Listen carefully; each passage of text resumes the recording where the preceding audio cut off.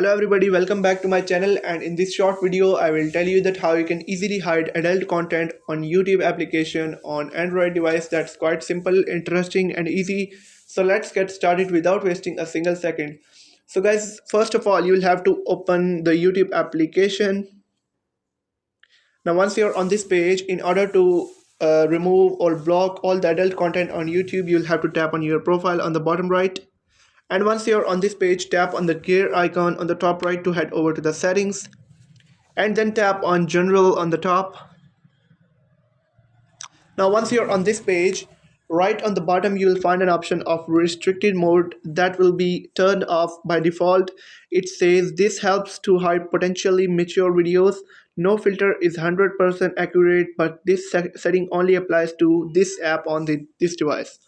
Now if you want to block all the adult content, you'll have to turn this on or toggle this on, and basically it will hide all the adult content on your YouTube application on your mobile phone. If you found the video helpful, make sure to like the video and hit that subscribe button, and if you have any questions, let me know in the comment section.